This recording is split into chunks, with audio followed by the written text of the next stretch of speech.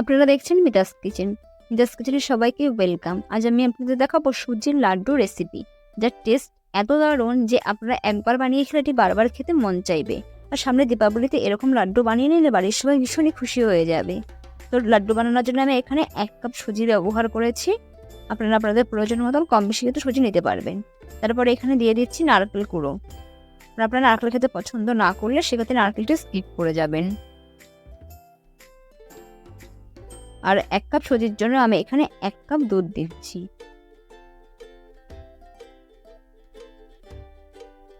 তো সমস্ত উপকরণগুলো খুব ভালো করে মিশিয়ে নেব।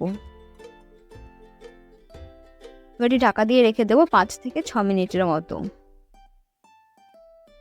এখানে আমি 1/2 কাপ চিনি নিয়েছি, আর চিনিটা একটি মিক্সার জারে দিয়ে গুঁড়ো করে নিয়েছি।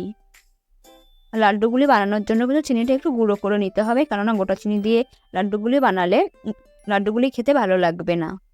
এখানে কিছু শুকনো বাদাম নিয়েছি, আর সেগুলি আমি ছোট ছোট করে কেটে নিয়েছি। একটি পাত্রে আমি ঘি দিয়ে দিয়েছি, আর বাদামগুলি ভেজে নেব। বাদামগুলি ভাজা হয়ে গেছে, এবার এগুলি আমি তুলে নেব।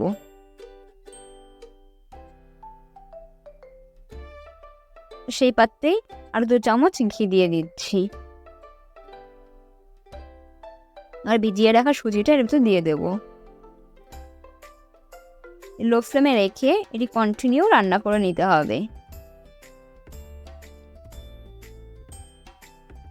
দেখতেই পাচ্ছেন যে দুধটা কিন্তু খুব ভালো মতো টেনে নিয়েছে।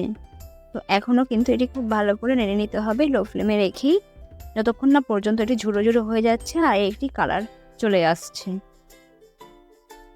আর এই কাজটি কিন্তু অনেকটা ধৈর্য ধরে করে নিতে হবে, কারণ এটি বেশ অনেকটা সময় লাগে, প্রায় 10 থেকে 12 মিনিট কিন্তু এটি সময় লেগে যাবে। তো দেখতেই পাচ্ছেন যে সুন্দর একটি কালার এসছে, এটি কতটা ঝুড়ো ঝুড়ো হয়ে গেছে। এইভাবে কিন্তু এটি তৈরি করে নিতে হবে। এটা এখন নামিয়ে নেব একটি পাত্রে।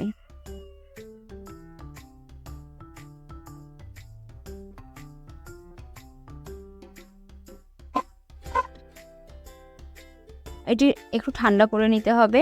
তারপরে বাদামগুলি দিয়ে দিচ্ছি, আর দিয়ে দিচ্ছি যে চিনিটা আমি গুঁড়ো করে নিয়েছিলাম সেটি। ঠান্ডা করে না নিলে কিন্তু চিনিটা দেওয়ার সঙ্গে সঙ্গে জল ছেড়ে যাবে, লাড্ডুগুলি ভালোভাবে তৈরি হবে না। তাই একটু ঠান্ডা করে চিনিটা মেশাতে হবে। সমস্ত উপকরণগুলি ভালো করে মিশিয়ে নিয়েছি, এবার এগুলি লাড্ডু তৈরি করে নেব।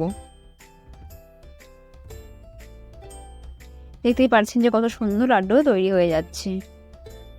আর যদি মনে হয় লাড্ডুগুলি তৈরি করতে একটু অসুবিধে হচ্ছে, বেশি ঝুড়ো ঝুড়ো হয়ে গেছে, সেক্ষেত্রে সামান্য পরিমাণে একটু দুধ দিয়ে দেবেন। সবগুলি লাড্ডু আমার তৈরি করা হয়ে গেছে।